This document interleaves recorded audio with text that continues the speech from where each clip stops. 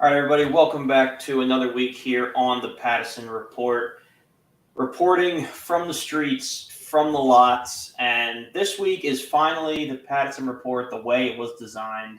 I was over on Pattison Ave Tuesday to see the series opener for the Braves and Phillies.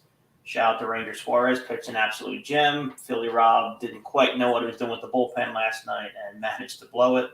But while I was there, I got there a little bit early, as one does, around 5. Kind of tailgate around and put back a couple of Are, are loggers. are you from Philly if you're not tailgating an event? I don't think so. I mean, we built an entire complex around it, which I'm pretty sure is unique to Philly, to my knowledge. I don't know if anyone else who does the complex like that. I feel like there's one. I just can't think of it off the top of my head. I don't know. I don't know if there's one where everybody's there. True. So yeah, like I said, that's you gotta go early, you gotta tailgate, and this kind of the hot topic out in the parking lots wasn't the Phillies. It's that time of year the Sixers are the hot topic, seeing who's going to stay, who's going to go, and this year it all comes down to one man: is Harden staying?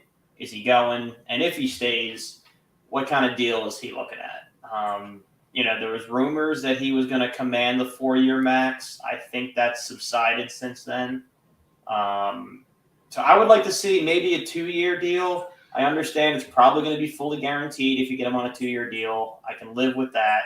But what's a good deal in your opinion where you see the tweet come out and you go, you know what, Daryl, you did good. Not the 4-year max, which I think is going to happen. I think that's what Harden's trying to angle his way into with the whole Houston thing, where everyone's like, oh, wait a minute, he can't go back to Houston. Houston doesn't win basketball games anymore. Like, No, and that market softened a lot because you got to figure if Houston put up that 4-year max, Harden would be a Rocket. So that offer never came up.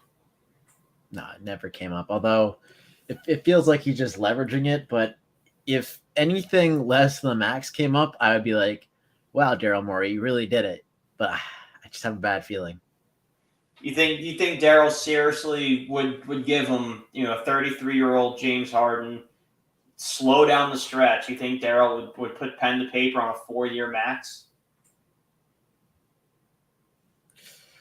I think he would. Anything to win. I don't know if that's to win. I mean, maybe this year gives us a better chance to win, but you know, he doesn't have it anymore. I shouldn't say anymore. He's a great playmaker, but he's not the scorer he was. He's even more of a traffic cone on defense than he's ever been.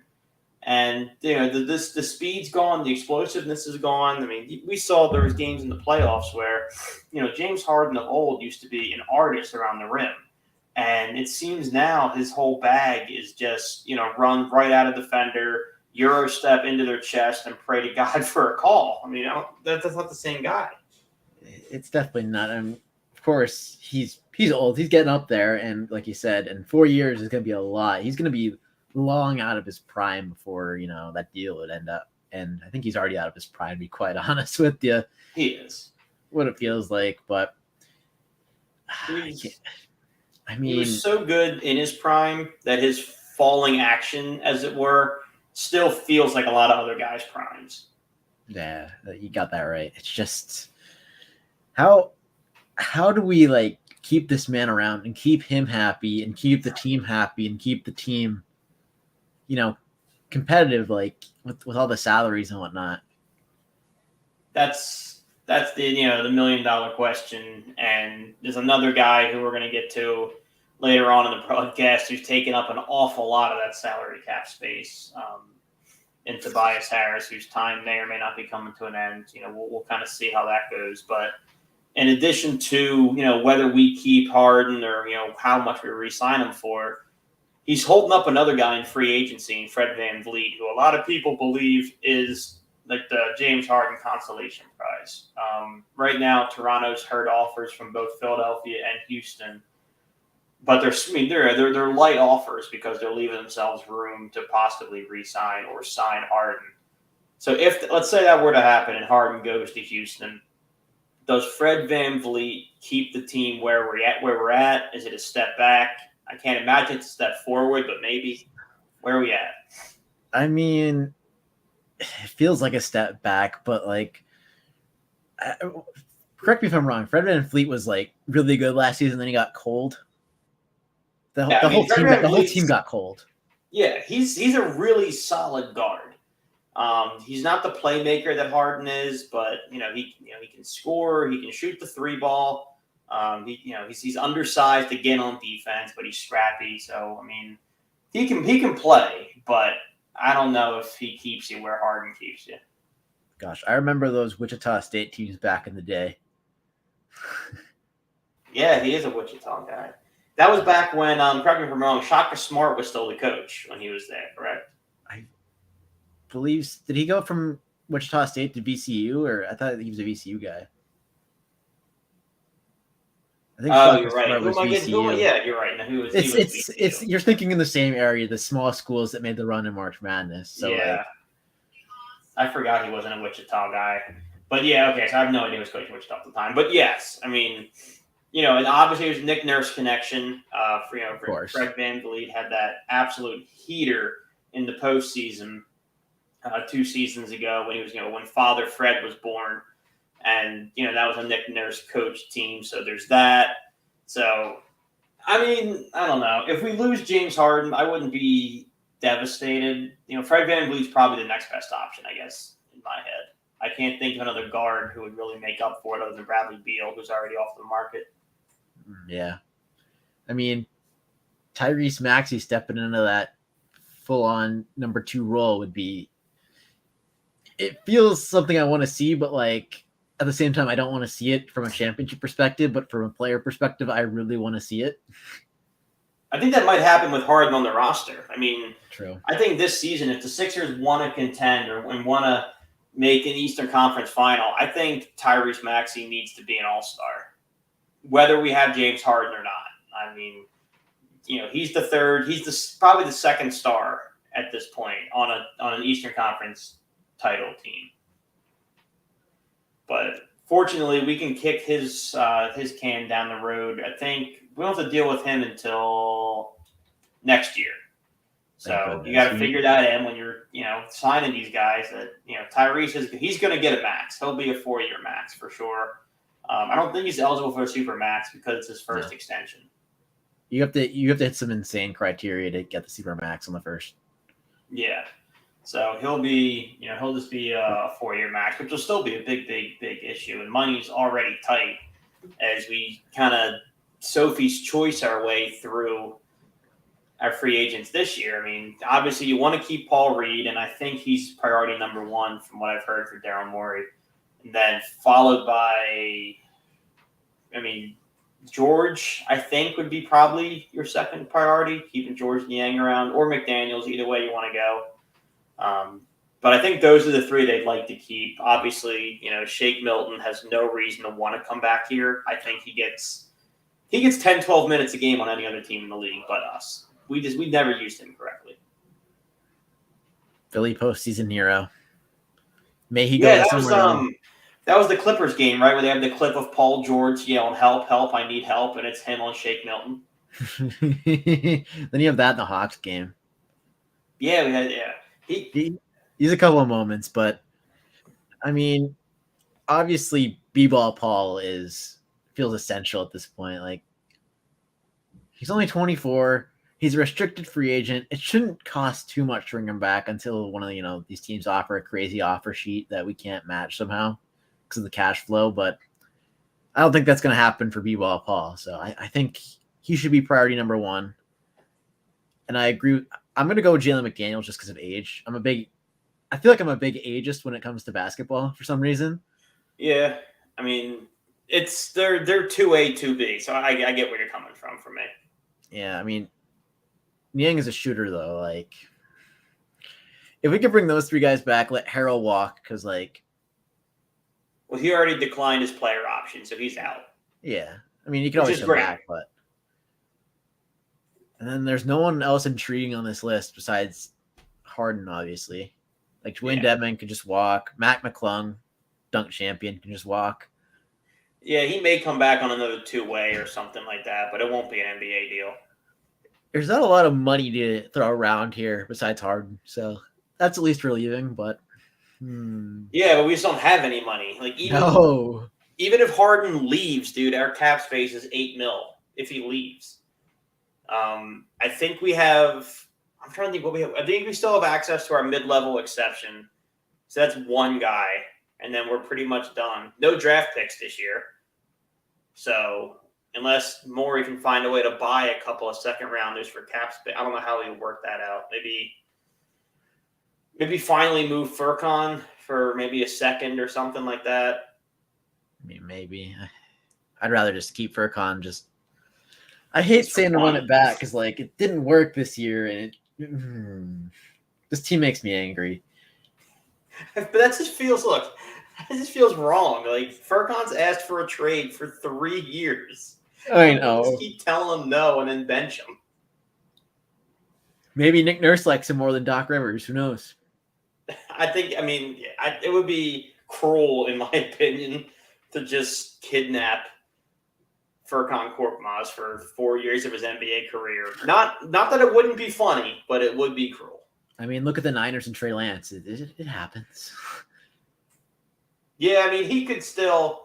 We're going off on a tangent, but he could still overcome Brock Purdy pretty easily, I think. You think, but yeah, that's not what Camp's saying so far. So, well, look, if he gets beat out, that's something else. But I don't think Brock Purdy's leash is very long.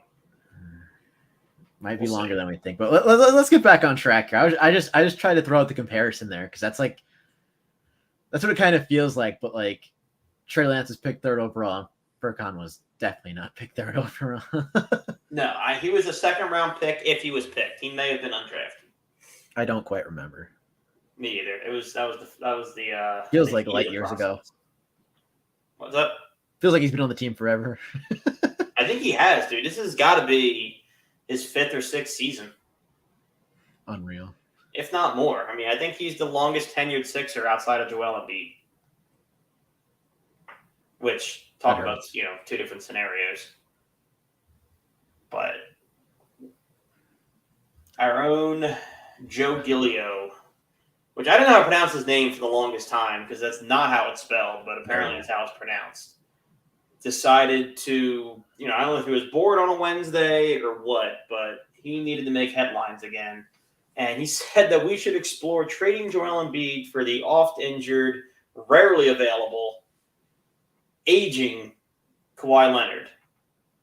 Where does he get these ideas? Does he have there's got to be a script writer, right? These can't be script writer. The NFL script writer called. They want their script back. Yeah, like this is asinine. Even the Clippers don't want Kawhi. Like Ty Lue did an interview saying that like he feels like he never gets to coach his own team because they're constantly held out. I mean, like how do you think that would play in Philly? Oh my goodness. Yikes. Eaten alive, but this is the most ridiculous player headline I've seen this week. I keep referencing NFL because like I'm on NFL Twitter. I don't know if you saw the Packers guy that tweet that he sent out. He said is it the one where they say Christian Watson has a higher upside than Justin Jefferson? Yeah. Even though Justin Jefferson has best to ever play the game upside. Yeah. So anyway, yeah, that's what I'm referencing here. But you can't do this. You can't, And I feel like I was on the trade Embiid boat for a while because I took that interview out of context really bad. Oh, the one where he kind of said, "I can't win with only 2 guys," but that was really a small clip of a big interview. Oh yeah, when you look at the whole interview in context, you're like, oh yeah, whatever. But like, yeah, it's really everyone clickbaited the absolute crap out of that. As you do. I mean, nobody hates Philadelphia athletes more than the Philadelphia media. Oh God, got that right. But no, I was on the trade Embiid boat, but I wouldn't even do this even when I was on the boat. Like, no. Dude, the trade Embiid boat was for other, and if you were going to get on that boat, it was for other perennial MVPs. It wasn't for broken down Kawhi Leonard. Speaking of which, his teammate is also being quietly shopped. Not quite in the give up Joel Embiid space, but apparently they're listening to offers on Paul George over in LA. We talked off air that neither one of us really think we have the assets to pull this off. We do, but they're not expendable. Is it worth Is Paul George the answer? Do you make everybody available to go get Paul George? No, you can't. Damian By Lillard. everybody, it means Tyrese Maxey. Yeah, Damian Lillard might be another story, but Paul George, no. I mean, he's a valuable player when he plays. We just said he doesn't play all that often either. And I remember playoff Paul a couple of years back. If that ever happened in Philly, oh my gosh. Oh yeah, when he just shut down. I mean, we say that like, oh, if that ever happened in Philly, oh my god, it happens every year in Philly. Oh yeah, but not with like people like Paul George, kind of deal. But it's one of them things where you look at it, you're like, do we really want to trade Tyrese Maxey for Paul George? Like, no. And that's what it would take.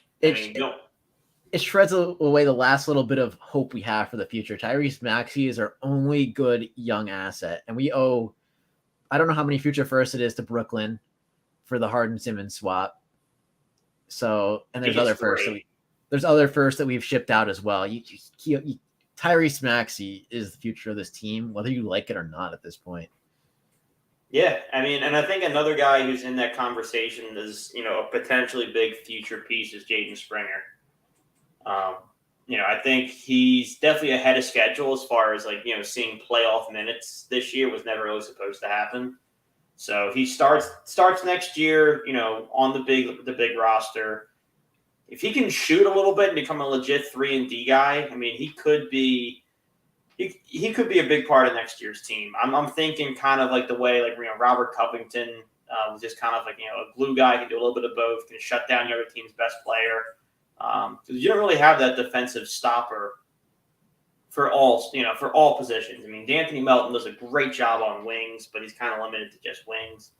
Jaden Springer's really, really good defensively, and he might pick up a shot. Who knows? Who knows? But yeah, I mean, I just feel haunted by Sixers drafts at this point. Like who was it? Zaire Smith that we picked over Mikal Bridges? That's still fresh in my mind. Traded Mikal Bridges for Zaire Smith, who I don't believe plays basketball anymore. Colangelo was something else. I'll tell you what. Who? Oh yeah, no. I firmly believe that Hinkie had us on the right path, and they turned the crucial drafts over to Colangelo's and just. If this team had Mikal, I think I don't know where we'd be. Way better off than we are now. Yeah, we have Diet Kevin Durant. It'd be great.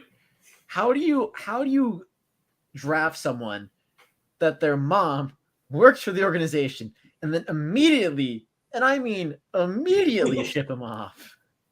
For a guy who everybody agreed was a project at best.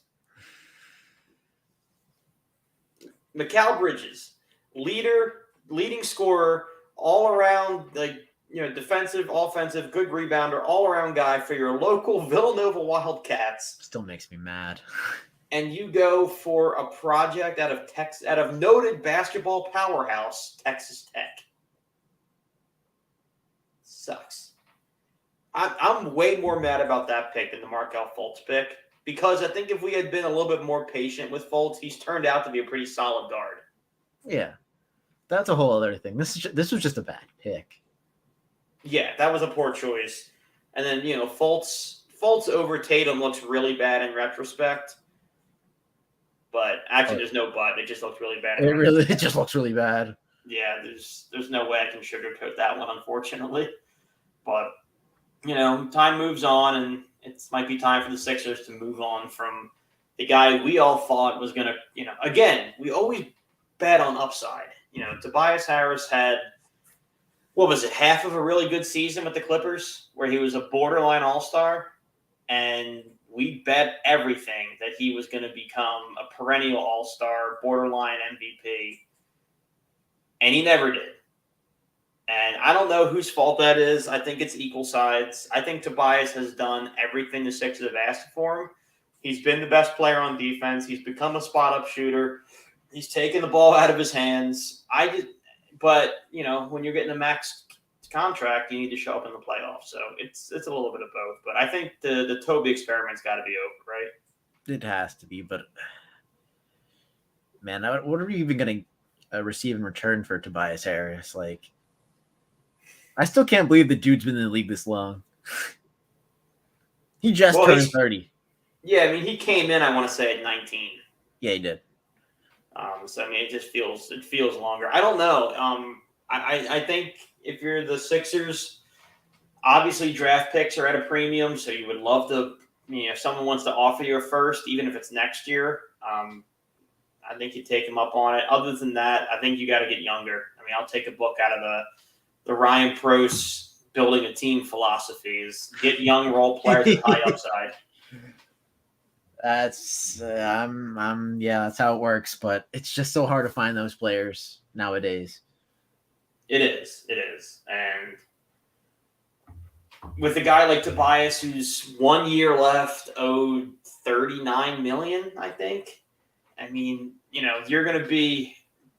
I think you're going to be looking at a pretty weak deal coming back. Something less than what the Wizards got for Bradley Beal, I would say. And they didn't get much. I mean, they gave him away. Same with Porzingis, who I would have loved Morey to at least take a run at. I mean, I know Al Horford didn't work out, but Porzingis is everything we wanted Al Horford to be. But he is that. He'd be the best stretch four that we've had since Ersan Ilyasova. And he's better than Ersan Ilyasova. Those were the days, man. Dude, that team was fun. I remember, we had Ersan, you had Marco Bellinelli. God, who else was? That was just a ragtag group of guys. Oh man, I'm trying to think who else was big. TJ McConnell was still here for that. Oh, I miss that man. Yeah, dude, I've never seen him and Colin in the same room, by the way. What's up? Never seen TJ McConnell and Colin in the same room, by the way. That is true. That yeah. That is true. He's another guy I miss, dude. I would love to find a way to get TJ back here. I don't know how you do it. Same thing with Seth Curry. Those are the two kind of guys with the money that we do have. I know they're both former Sixers, but they're guys who could move the needle a little bit, especially Seth Curry. Yeah, I totally agree. It's just I just don't know how we do it. Like I said, the Sixers are the team that irritates me the most. Like, I know the Flyers are bad. I know. I accept that. That's true. You go in with no expectations. No expectations. The Phillies, yeah, they started out slow, but they're starting to meet expectations, and then the Eagles, the expectations are like all the way up here. Yeah, they're almost dangerously high to where, like, for a lot of people, I think an NFC Championship appearance would be a letdown. Yeah. Which is objectively a great season. Oh, in the grand scheme of things, yeah, but like the NFC is so weak, and we have to strike while the iron's hot, as the people say, because who knows how long it's gonna be weak for, and we clearly have the best team. So yeah, I mean the best quarterback by a mile, I would argue. So that should be an appearance. I'd like to see the Phillies make it back to the NLCS. I don't know if that's going to happen because Atlanta looks even better this year than it did last year. But still we got them. We got them last year when it counted. That's what I'm saying. Just get in. We only have 5 minutes left. There's no sense starting the Eagles segment. But I saw a really great tweet earlier. It was, if you're given 100 points, dish out points to your favorite sports teams in order of importance. And I posted it on our account, and for me, it was, the Sixers are probably 40% of my fandom, followed by, God, what was it? I think it was 30%.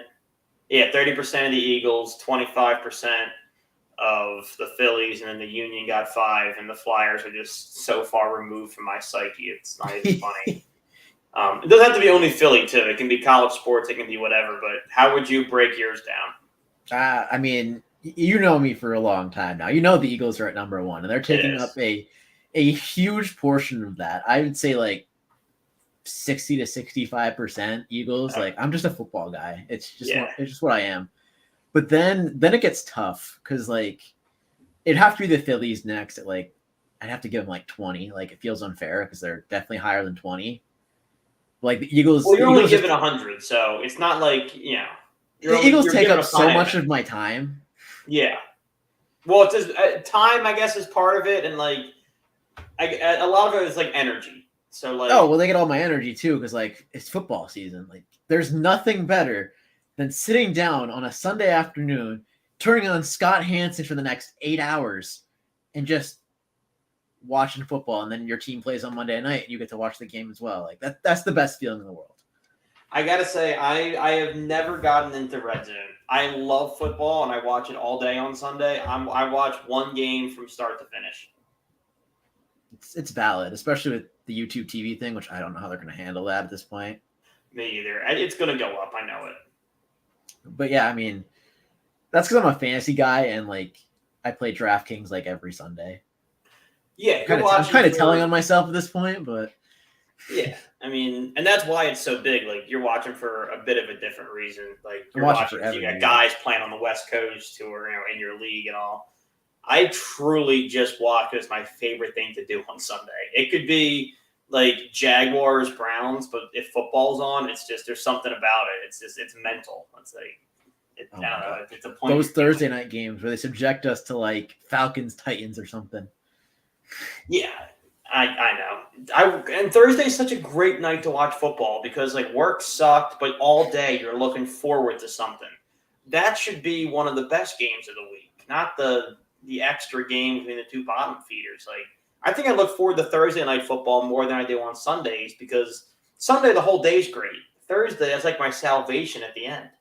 Yeah, I 100% feel that. It's just one of those things where it's the psyche. I like Monday too because like Mondays are terrible. We all hate Mondays, but Monday night football makes the Mondays go away. It does. Monday night football makes Monday better. For me, weeknight football, it's still Thursday because Monday, like on Monday night, I'm still I'm content from Sunday. Like I watch 3 games on Sunday, but Thursday, so Monday happens, then Tuesday you go, shit, I don't have any football, and then Wednesday it's like, oh my god, like what am I going to do with myself? And then when Thursday comes back around, there's football again. It's then Friday's done. Then you have college football on Saturday, and then everything's right in the world. And yeah, it's one of those things. But yeah, remember when they had Wednesday night games for that one time? What's up? COVID.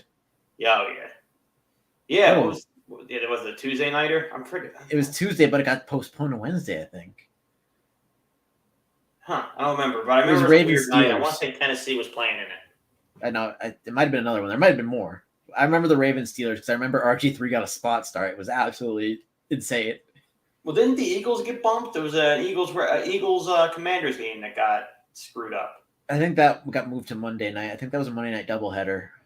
Okay, I knew. Or it might have been Monday. I remember there was a Monday afternoon game.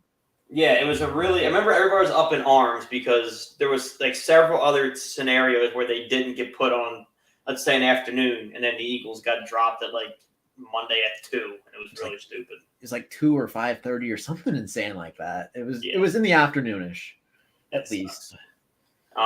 Real quick, I just thought about this because we were talking about the A's last week, and it kind of made me.